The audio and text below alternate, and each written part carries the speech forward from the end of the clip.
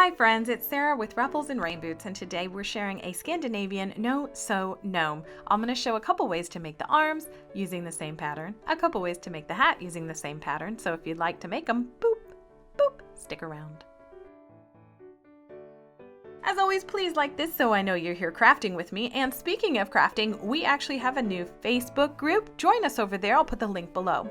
Also below will be the pattern and the full supplies list, but we're using a knit print, a flannel, Mongolian fur patterns. I made wood or clay beads for hands and noses, and we're going to need some polyfill and weight. This is the tucked gnome pattern, so if you already have that, get to crafting. If you don't have it, get in the link below. Now, this is a load-bearing pattern for hot glue. That's how we can make a lot of little fun hats and extras for this guy. So once you get it made, flip it inside out, add about between a 1/2 cup and 3/4 cup of beads to really weigh it down, and then you're going to fill it all the way up to the brim with polyfill. I don't use food products. I'm asked this a lot, and that's because I don't want to share that it's okay to sell them that way. So as an influencer in Gnomes, I just choose to make sure I don't use any food products, but you can use what you'd like. So we're cutting 2 for each gnome, pieces of the hat pattern, and we're going to hem the bottom of every single one of them. It's going to be 2 per hat. We're putting the right sides together, and then we're going to use hot glue to make our joins. So you're going to repeat it on the 2 long sides, and once they're dry, just turn it inside out. I use a pencil eraser end to get that point. Now I'm going to show you a couple ways to make that hat in just a second. Okay, so if you are new to cutting faux fur, I have a whole video that walks you through it. If not, get yourself a nice rectangle, cut a V, and here we go. You can immediately transform any fur by brushing it out with a comb, a pet brush, anything you'd like. You can make mustaches, rough and tumbly, shaggy, or tailored. So for this guy, I'm having a nice tailored look. I'm going to attach his beard very close to the top of the body and then secure down that front. For the little girl, I'm going to make braids, and I have a video on this as well. I'll link below, but basically you're going to braid it like you would anything else, but you're going to make sure that fabric backing is hidden. So that will be glued to the gnome. These won't be free-flowing braids because we don't want anybody to see the back of them. All right, so you're going to repeat that for the second braid. And now we're going to move on to the arms. So this is the same flannel fabric as we made our bodies. We're going to cut 2 of these rectangles, and then we're going to not do what I did. Okay, so if you're Sarah, you forgot to hem one side. Don't forget to hem one side on your short end before you join the long ends together. Wow.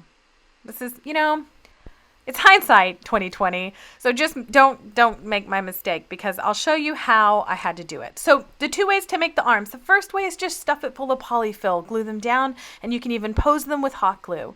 The second way is to use wire.